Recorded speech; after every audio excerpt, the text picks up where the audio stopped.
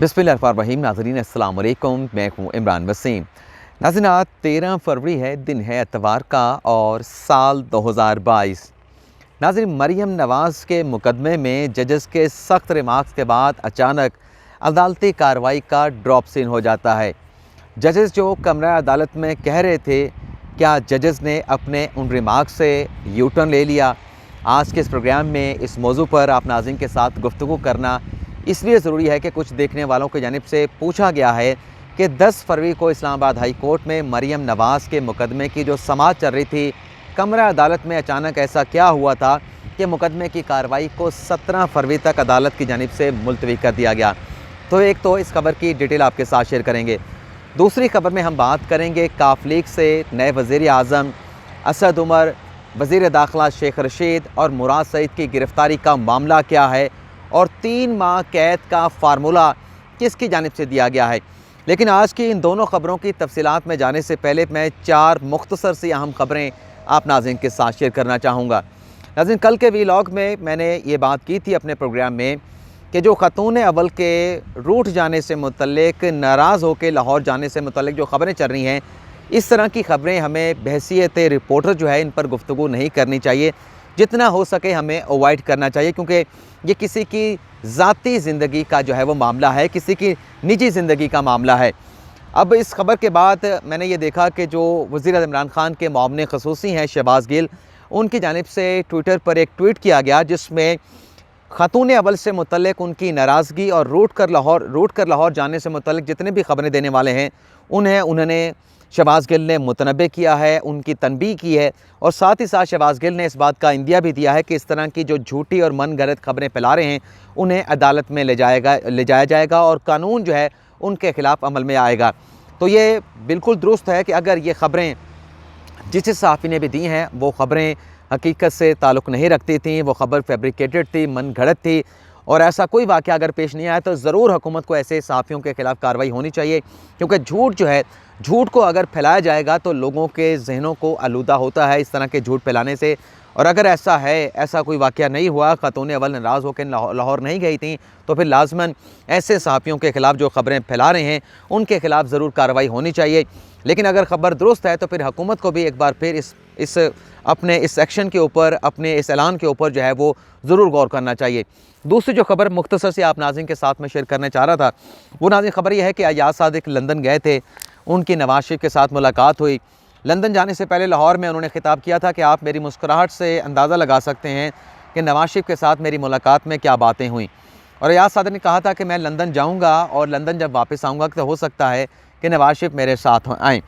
तो अयाज सादिक साहब जिस मुस्कुराहट का जिक्र कर रहे थे वो लंदन में नवाज़ शरीफ के साथ मुलाकात करके वापस तो आ चुके हैं, लेकिन वह मुस्कुराहट जिसका वो जिक्र कर रहे थे लंदन से वापसी में पाकिस्तान पहुंचने में, वो मुस्कुराहट जो है वो अयाज सादिक के चेहरे पर नज़र दिखाई जो है वो नहीं दी।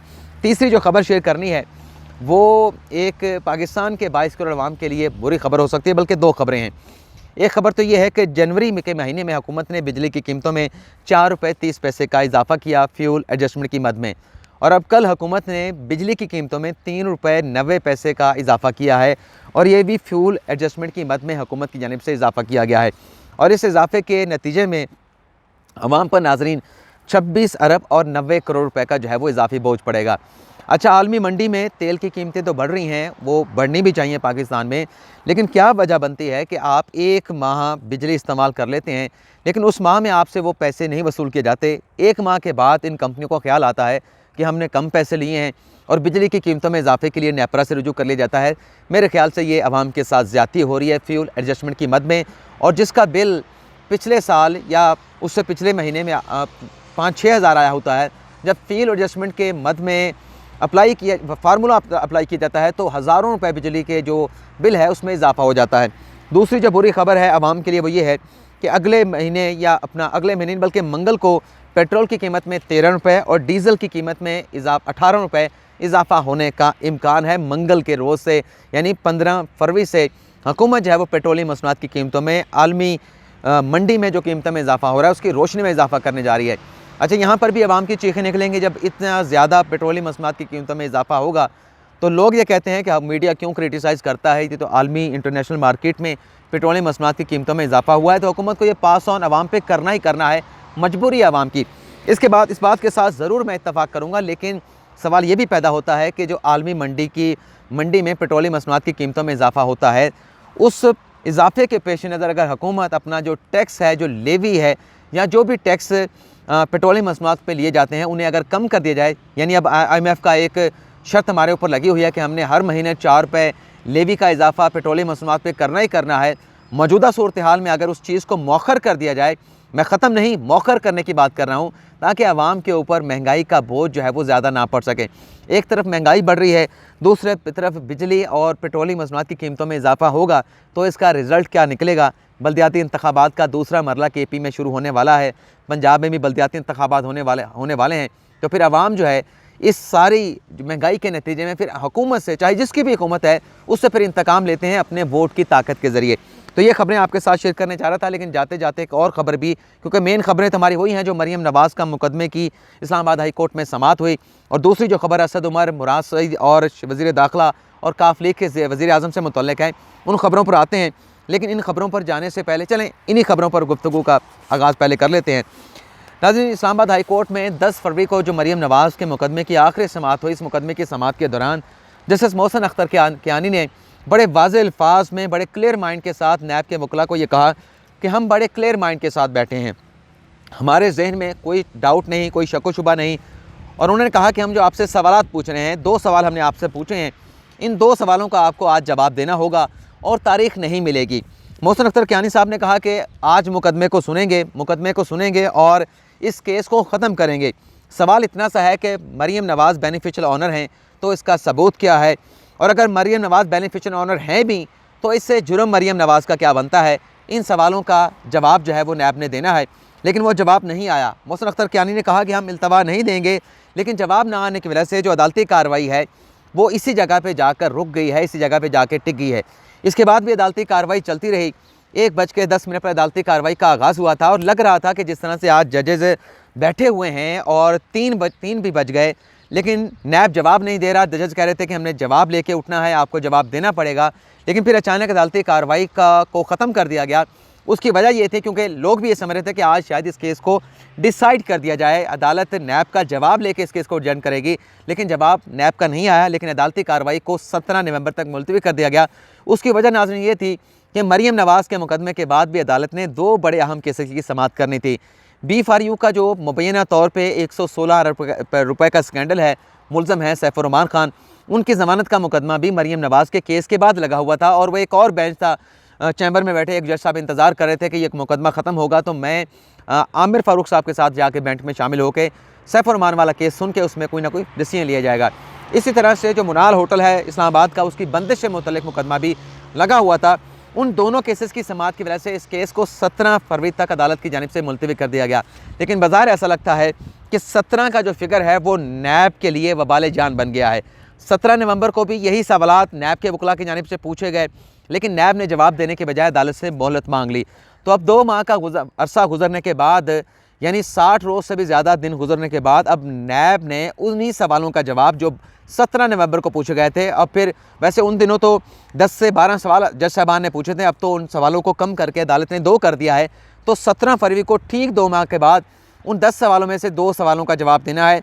और जज साहब ने कहा कि सिर्फ 5 मिनट का ये मुकदमा है, 5 मिनट के अंदर इस केस का फैसला हो सकता है। अच्छा, मैंने ट्विटर पर एक ट्वीट किया था जिस पर बहुत सारे दोस्त नाराज़ भी हुए।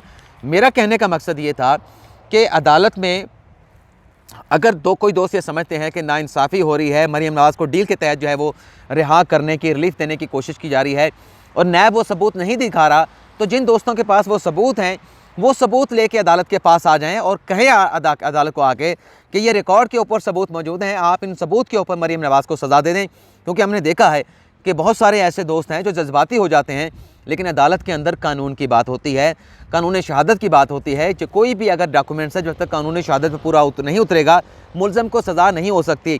और जो लोग ये कहते हैं कि जवाब मरीम नवाज़ ने देना है कि ये फ्लैट किस तरह से ख़रीदे गए, ये मरीम नवाज़ ने जवाब दूसरे फेज़ में देना है। पहले फेज़ में मैं बार बार कानूनी जो तरीक़ाकार है वो आप नाज़रीन को, जो देखने वाले हैं, उन्हें समझाने की कोशिश करता हूँ कि सबसे पहले नैब ने अपना बर्डन डिस्चार्ज करना है। नैब अगर कहता है कि मरीम नवाज़ बेनिफिशियल ऑनर है, ये इल्ज़ाम लगाता है, तो उसकी सपोर्ट में नैब ने कोई डॉक्यूमेंट्स अदालत को दिखाना है और वो डॉक्यूमेंट्स दिखाने के बाद कानून शहादत की रोशनी में उस डॉक्यूमेंट्स को सबूत के तौर पे प्रूव भी करना है। जब ये नैब प्रूव कर लेगा तो फिर यही अदालत, जो अब रिमार्क्स आपको लग रहे हैं कि नैब के ख़िलाफ़ जा रहे हैं, तो नैब जब ये एक बार को एक जो ब्रिज है, जो रुकावट, इसको अबूर करेगा, तो फिर इसी तरह के सख्त सवाल जो है वो मरीम नवाज़ के वकील से भी पूछे जाएंगे। लेकिन बहरहाल अब इस केस की समाअत को 17 फरवरी तक जो है वो अदालत की जानिब से मुलतवी कर दिया गया है। अब हम बात कर लेते हैं, एक अखबार में मैंने रिपोर्ट पढ़ी जिसमें बताया गया कि पाकिस्तान पीपल्स पार्टी और नून लीग ने काफ लीग से नए वज़ीर-ए-आज़म के नाम पर इत्तफाक कर लिया है। मुझे नाज़रीन इस खबर में, इस रिपोर्ट में कोई सदाकत नज़र नहीं आती, क्योंकि अभी ये नहीं कहा जा सकता कि तहरीक अदम-ए-एतमाद कामयाब होगी, कि तहरीक अदम-ए-एतमाद कामयाब नहीं होगी।